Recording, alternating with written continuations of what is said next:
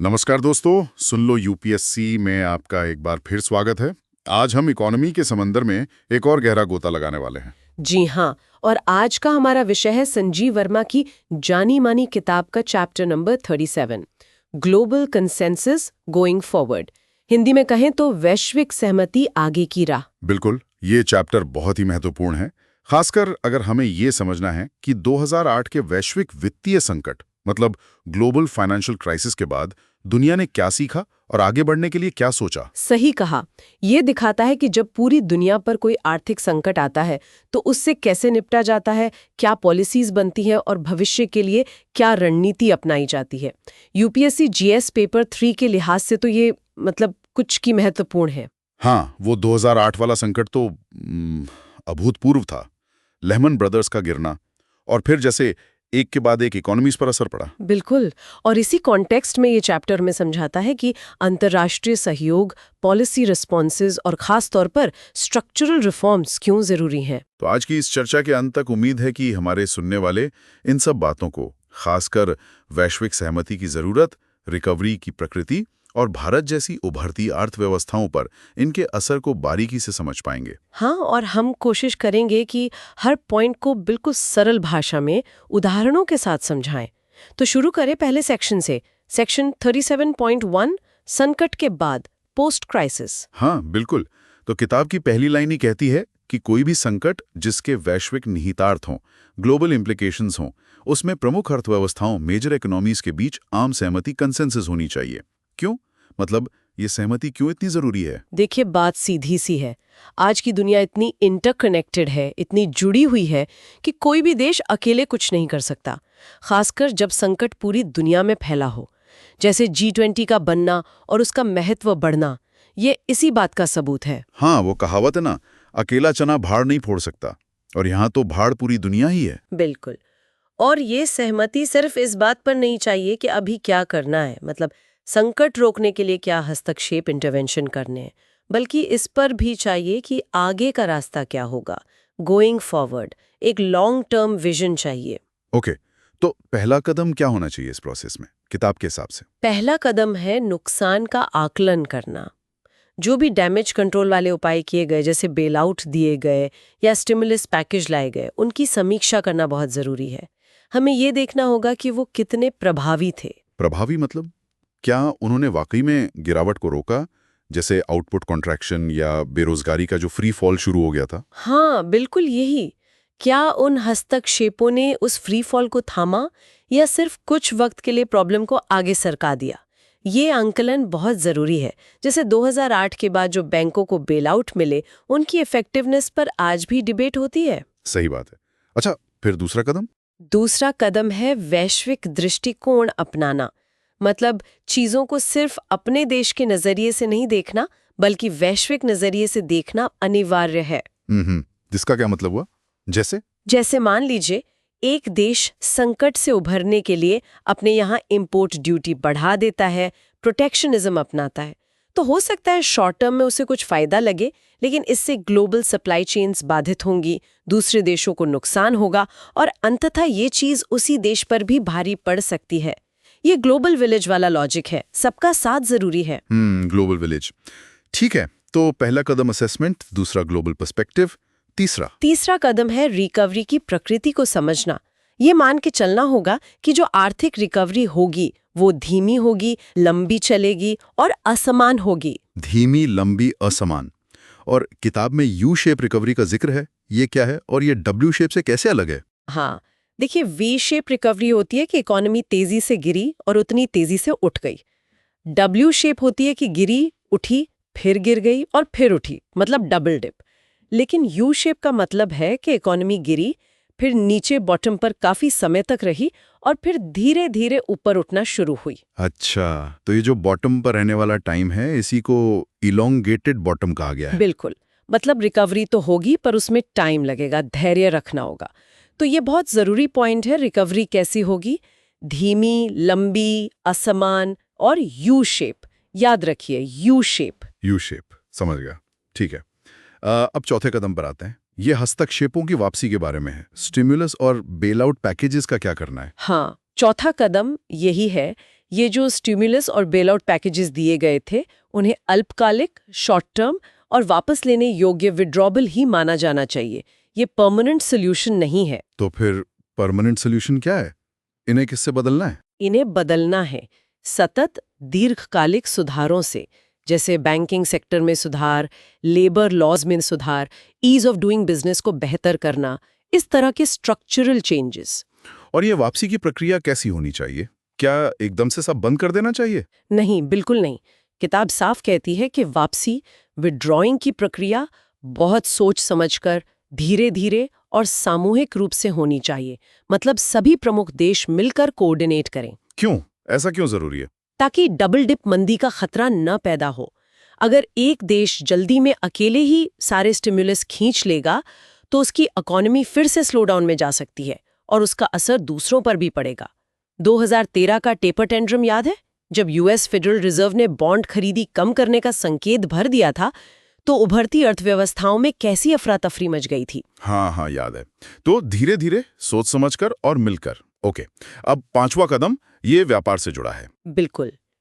5वां कदम है व्यापार बनाम संरक्षणवाद, ट्रेड वर्सेस प्रोटेक्शनिज्म। संकट का ये मतलब कतई नहीं होना चाहिए कि देश नव संरक्षणवाद, नियो प्रोटेक्शनिज्म की तरफ बढ़ जाएं या व्यापार पर रोक लगा दें। तो रास्ता क्या है? रास्ता है देशों के बीच व्यापार बढ़ाना, इंक्रीज्ड ट्रेड। अर्थव्यवस्थाओं को अगर विस्तार करना है तो उन्हें आपस में ज्यादा ट्रेड करना होगा। बंद दरवाजों से विकास नहीं होगा। ठीक है, व्यापार बढ़ाना है, संरक्षणवाद से बचना है। अब 6वां कदम, ये थोड़ा फिलोसॉफिकल लगता है, बाजार बनाम राज्य, मार्केट वर्सेस स्टेट। हाँ, ये बहुत महत्वपूर्ण पॉइंट है। किताब स्पष्ट करती है कि 2008 जैसे संकट का ये मतलब नहीं है कि मुक्त बाजार अर्थव्यवस्था का मॉडल फेल हो गया है या अब राज्य को बहुत बड़ी भूमिका निभानी होगी, चाहे उत्पादक के तौर पर या रेगुलेटर के तौर पर। मतलब ऐसा नहीं सोचना है कि ये मार्केट फेलियर था और अब सरकारी कंट्रोल बढ़ाना चाहिए। हाँ, तो बिल्कुल नहीं, इसे बाजार तंत्र, मार्केट मैकेनिज्म पर सवाल की तरह नहीं देखना है। हाँ, रेगुलेशन बेहतर करने की जरूरत हो सकती है, लेकिन मार्केट मैकेनिज्म को जारी रखना है। पब्लिक सेक्टर ये भारी भरकम रेगुलेशन की वापसी इसका जवाब नहीं है। तो फिर क्या करना है बाजारों के साथ? किताब कहती है बाजारों में खासकर कॉर्पोरेट वर्ल्ड में जागरूकता लानी है और इसके 4 मुख्य बिंदु हैं जिन पर बहुत जोर दिया गया है। 4 बिंदु कौन कौन से? पहला, उन्हें अपनी बड़ी भूमिका और जिम्मेदारी समझनी होगी। बिजनेस करने की आज़ादी, फ्रीडम टू डू बिजनेस जरूर हो, पर नैतिकता, मॉरल एथिक्स से समझौता नहीं होना चाहिए। कॉर्पोरेट गवर्नेंस मजबूत होना चाहिए। हम कितने सारे कॉर्पोरेट स्कैम्स देखते हैं ना। हाँ, ये तो बहुत जरूरी है। दूसरा जुनून बनाम लालच। बिजनेस को बढ़ाने की, विकास करने की इच्छा एक जुनून हो सकती है और वो अच्छी बात है, लेकिन ये लालच में नहीं बदलना चाहिए, क्योंकि लालच अक्सर अनैतिक कामों और ज़रूरत से ज़्यादा रिस्क लेने की तरफ ले जाता है। यहाँ किताब का टोन काफ़ी दृढ़ है, लालच बुरी बला है। सही बात है, लालच का अंत बुरा ही होता है। तीसरा बिंदु? तीसरा, कंपनियों के सिर्फ अपने शेयर होल्डर्स के प्रति नहीं, बल्कि समाज, सोसाइटल और अपने राष्ट्र के प्रति भी जिम्मेदारियां हैं, जिसे हम CSR कहते हैं। वो सिर्फ दिखाने के लिए नहीं, बल्कि असलियत में होना चाहिए। और चौथा बिंदु? चौथा और शायद सबसे महत्वपूर्ण, लोगों के हितों के से कभी समझौता नहीं होना चाहिए। बिजनेस का अल्टीमेट उद्देश्य सिर्फ प्रॉफिट कमाना नहीं, बल्कि समाज और लोगों की भलाई में भी योगदान देना होना चाहिए। और लोगों का हित। ओके, अब 7वां कदम क्या है? 7वां कदम है सरकारी और वैश्विक स्तर पर सहयोग बढ़ाना।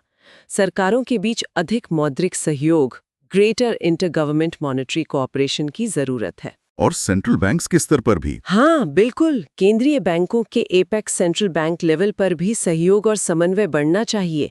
और एक कदम आगे बढ़कर पूरी वैश्विक वित्तीय प्रणाली पर बेटर ग्लोबल सुपरविजन की जरूरत है। पर्यवेक्षण या नियमन, मतलब सुपरविजन या रेगुलेशन, इनमें क्या फर्क है? अच्छा सवाल है।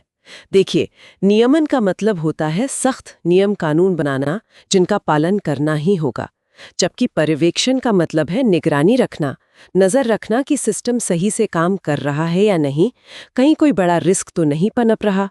तो किताब कह रही है कि हमें बहुत ज्यादा सख्त नियमों की बजाय एक बेहतर निगरानी व्यवस्था की जरूरत है।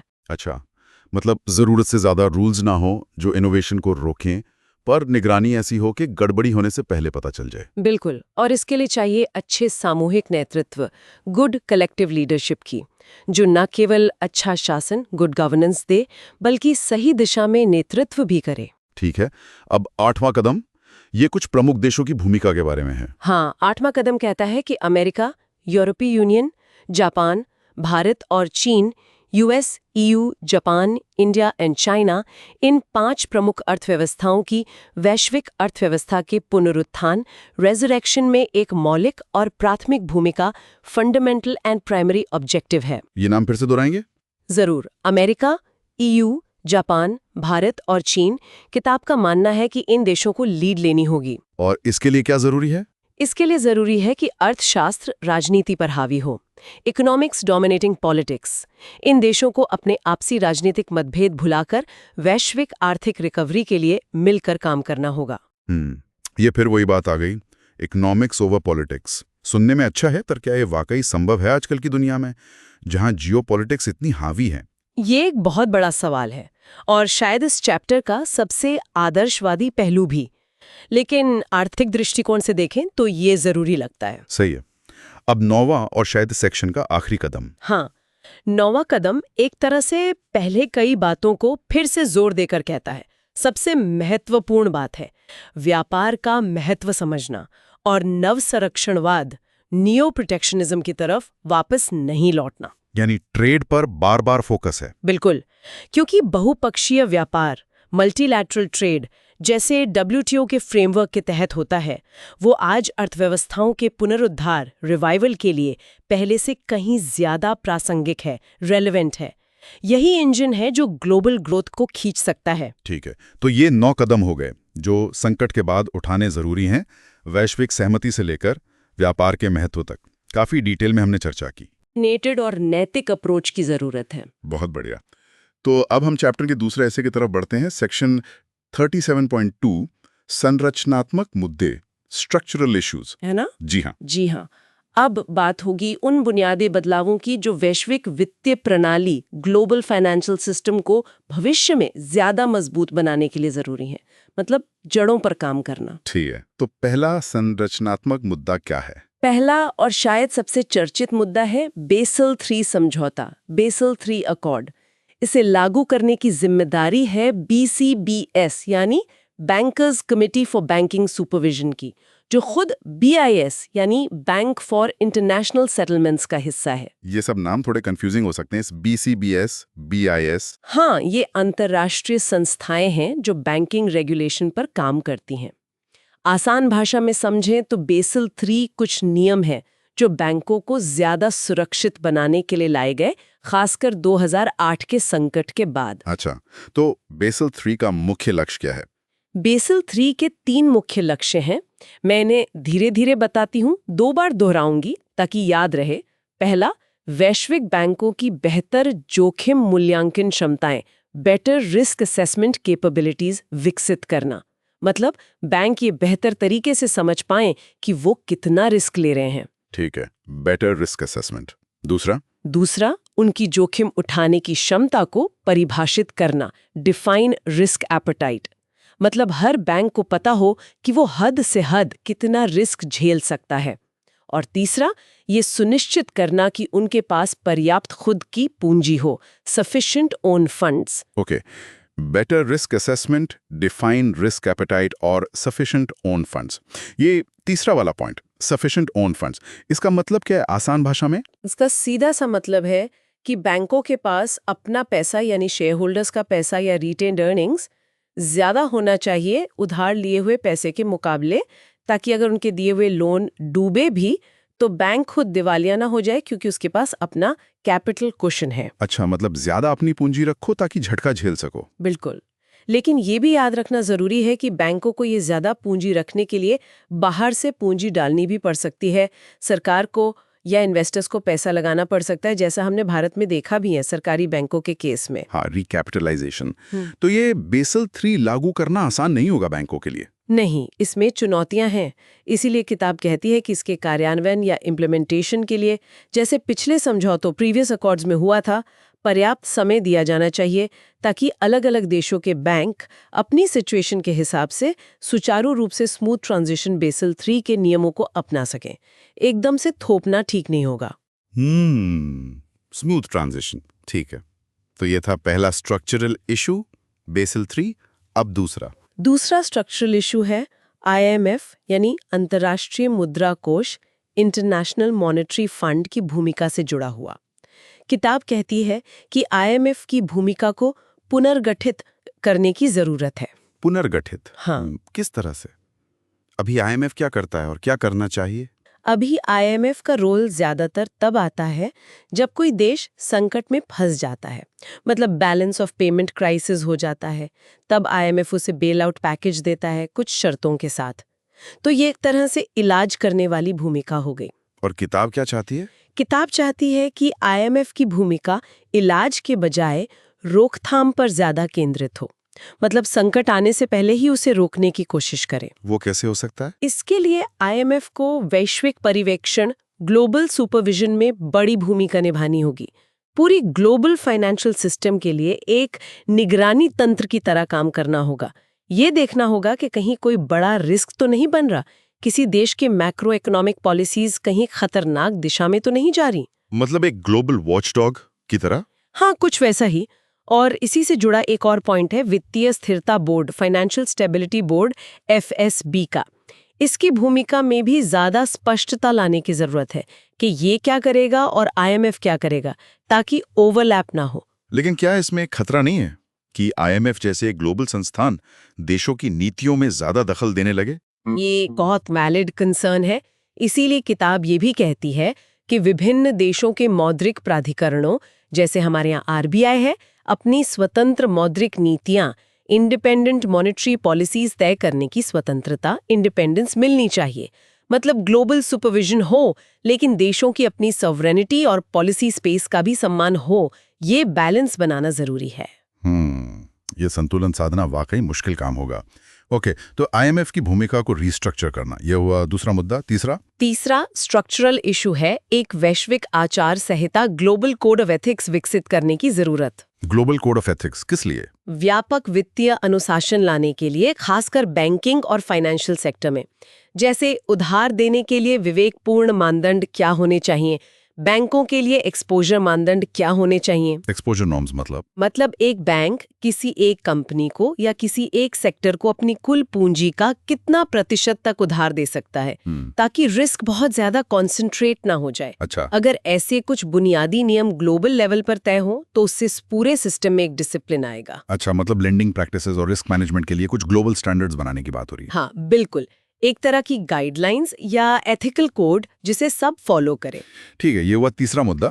अब चौथा और आखिरी स्ट्रक्चरल इशू। चौथा और बहुत ही महत्वपूर्ण मुद्दा है WTO यानी विश्व व्यापार संगठन यानी वर्ल्ड ट्रेड ऑर्गेनाइजेशन की जरूरत। किताब कहती है कि WTO जैसे एक पारदर्शी, ट्रांसपेरेंट और निष्पक्ष, फेयर मल्टीलैटरल ट्रेडिंग प्लेटफॉर्म की आवश्यकता आज पहले से कहीं ज्यादा है। पहले से ज्यादा क्यों? आजकल तो WTO की काफी आलोचना भी होती है, दोहा राउंड फेल हो गया। हाँ, चुनौतियां जरूर हैं, लेकिन सोचिए अगर WTO नहीं होगा तो क्या होगा?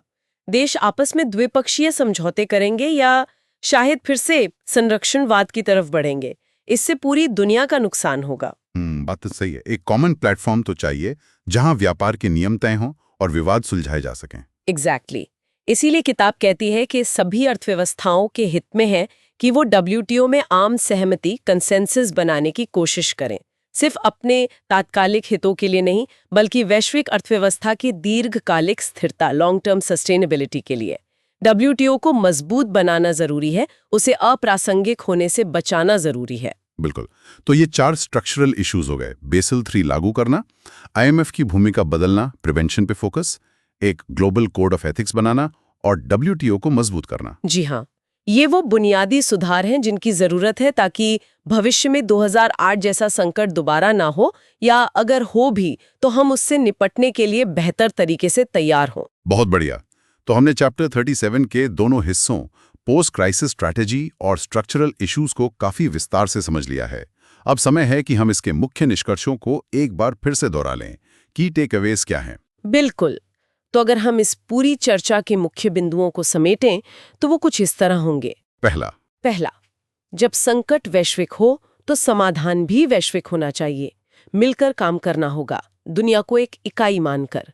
ग्लोबल कंसेंसस बिस की। दूसरा, रिकवरी की उम्मीद वी शेप वाली न रखें। ये यू शेप होगी, यानी धीमी, लंबी और असमान। धैर्य रखना होगा। Patience is virtue here. तीसरा, धीरे धीरे सोच समझकर और सबके साथ मिलकर। असली इलाज लॉन्ग टर्म सुधार है, ये पैकेजेस नहीं। चौथा, व्यापार को रोकना नहीं, बढ़ाना है। नव संरक्षणवाद एक गलत रास्ता है, उससे हर हाल में बचना है। Open trade is the way forward. पांचवा, मुक्त बाजार व्यवस्था जरूरी है, लेकिन उसे बेलगाम नहीं छोड़ना। बाजारों और कंपनियों में नैतिकता, जिम्मेदारी और लोगों के हितों को प्राथमिकता देनी होगी। लालच पर लगाम लगानी होगी। Ethics over greed. छठा, सरकारों और केंद्रीय बैंकों के बीच आपसी और अंतर्राष्ट्रीय सहयोग को और मजबूत करना होगा। ग्लोबल फाइनेंशियल सिस्टम की निगरानी, सुपरविजन बढ़ानी होगी, पर जरूरत से ज्यादा नियम, रेगुलेशंस नहीं। सातवां, दुनिया की बड़ी अर्थव्यवस्थाओं, खासकर अमेरिका, EU, जापान, चीन और भारत को आगे आना होगा और नेतृत्व करना होगा। इकोनॉमिक्स को पॉलिटिक्स पर हावी होने देना होगा, कम से कम इस मामले में। और आठवां, सिर्फ तात्कालिक उपाय काफी नहीं है, जड़ों पर काम करना होगा। मतलब स्ट्रक्चरल इश्यूज को एड्रेस करना होगा। बैंकों के लिए बेसल 3 लागू करना, IMF की भूमिका को रोकथाम, प्रिवेंशन पर केंद्रित करना, एक ग्लोबल एथिकल कोड बनाना और WTO जैसे बहुपक्षीय व्यापार मंच को मजबूत करना। वाह, ये तो बहुत ही अच्छे से आपने सारे मुख्य बिंदुओं को समेट दिया। बिल्कुल क्रिस्टल क्लियर हो गया कि चैप्टर 37 का निचोड़ क्या है। जी, कोशिश यही थी कि सारे महत्वपूर्ण पहलू कवर हो जाएं। तो दोस्तों, ये था संजीव वर्मा की किताब के chapter 37 global consensus going forward का हमारा विस्तृत विश्लेषण। उम्मीद है आपको ये चर्चा पसंद आई होगी और इससे आपको काफी कुछ सीखने को मिला होगा। हाँ, और ये चैप्टर सिर्फ परीक्षा के नजरिए से ही महत्वपूर्ण नहीं है, बल्कि ये हमें ये समझने में भी मदद करता है कि दुनिया आर्थिक रूप से कैसे एक दूसरे से जुड़ी हुई है और कैसे हम वैश्विक चुनौतियों का मिलकर सामना कर सकते हैं और करते आए हैं। ये कॉन्सेप्ट्स आपकी सोच को निश्चित रूप से विकसित करेंगे। बिल्कुल। हो सकता है कुछ लोगों को ये थोड़ा भारी लगा हो, क्योंकि इसमें काफी सारे टेक्निकल टर्म्स और कॉन्सेप्ट्स थे। तो हमारी सलाह यही रहेगी कि इसे 1-2 बार और सुने, शायद स्पीड थोड़ी कम करके सुने और अपने नोट्स जरूर बनाएं। हाँ, क्योंकि इसमें डिस्कस किया गया हर बिंदु UPSC मेंस के GS पेपर 3 के लिए और यहाँ तक कि इंटरव्यू के लिए भी बहुत उपयोगी साबित हो सकता है। इकोनॉमी, इंटरनेशनल रिलेशंस, एथिक्स, कई जगह इसके कॉन्सेप्ट्स काम आएंगे। और याद रखिए, अक्सर मुश्किल रास्ते ही खूबसूरत मंजिलों तक ले जाते हैं। तो मेहनत करते रहिए, लगे रहिए, आपकी मेहनत जरूर रंग लाएगी। बिल्कुल, कीप अप द स्पिरिट। और हाँ, अगर आपको हमारा ये गहन विश्लेषण, ये डीप डाइव पसंद आया हो तो प्लीज इस वीडियो या ऑडियो को लाइक जरूर करें। इससे हमें मोटिवेशन मिलता है। और इसे अपने दोस्तों के साथ, खासकर जो UPSC की तैयारी कर रहे हैं, उनके साथ शेयर करना ना भूलें। ज्ञान बांटने से बढ़ता है। आपके मन में कोई भी सवाल हो, कोई विचार हो या आप किसी और टॉपिक पर ऐसी ही चर्चा चाहते हो तो नीचे कमेंट सेक्शन में जरूर लिखें। हम आपके सारे कमेंट्स पढ़ते हैं। जी हाँ, आपके फीडबैक का हमें इंतजार रहेगा। और सबसे जरूरी बात, अगर आप भविष्य में भी ऐसे ही डिटेल्ड एनालिसिस और डिस्कशंस देखना और सुनना चाहते हैं तो हमारे YouTube चैनल सुन लो UPSC को सब्सक्राइब करना बिल्कुल ना भूलें। और वो जो घंटी वाला आइकॉन है उसे भी दबा दें ताकि आपको नए एपिसोड्स की नोटिफिकेशन मिलती रहे। अगली बार हम फिर हाजिर होंगे एक नए टॉपिक और एक नई गहरी चर्चा के साथ। तब तक के लिए पढ़ते रहिए, सीखते रहिए और आगे बढ़ते रहिए। जय हिंद। जय हिंद।